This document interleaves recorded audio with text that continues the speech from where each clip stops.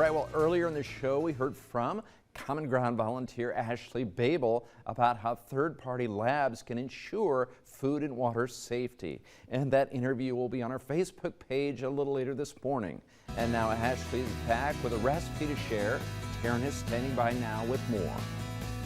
All right, thank you, John. Yeah, we're excited to have Ashley back on the show. It's been a while. It has been some time. Yeah, and she's got a great recipe for us. This is one you found on Pinterest. It's a sweet potato and apple cobbler. Yes. Interesting combination. Very. You've tried it many times and always success, right? Yeah. It was a crowd favorite with the kids, and so if I can ever sneak vegetables into the diet, you know, it's a win. That's a win. Okay. For sure. So what kind of apples do you use for this? So more tart apple, like a Granny Smith, which is what is in here.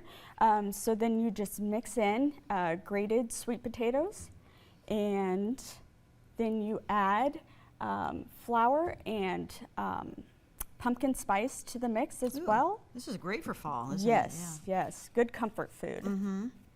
Mix all of that in, and then a little bit of butter as well. About a fourth? Is that about a fourth? Yes, Yeah, okay. fourth a cup. And then you can mix together.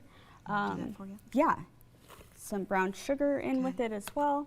Give it a little sweetness and vanilla flavoring. Okay. You just kind of spread it across the top? Correct. Yep. Okay. Yep. And then you can take 1.5 cups of flour, some milk, an egg yolk, and more butter to make the cobbler crust. Ooh, okay. You mix that together and crumble it on top and put it in the oven at 425 for about 45 to 50 minutes. Okay. And, okay. yeah. At 425, and now we're looking at the ingredients that you need here for this. Mm-hmm. Seems very straightforward. Yep, You yep. know, Pretty nothing cut and dry. complicated. Yeah. No, we like simple at our house. And so, yeah, you mix that up and sprinkle that on top, and Okay.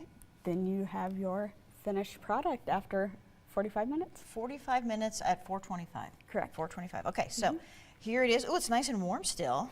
Perfect. This is fun. I mean, this is totally different. I don't know if I've had something like this with apple and sweet potatoes. So Right. this is how it looks for everybody out there. I'm going to give it a try. Looks really good. That is really good. Good. And you don't really taste the sweet potatoes in a way. No, you don't.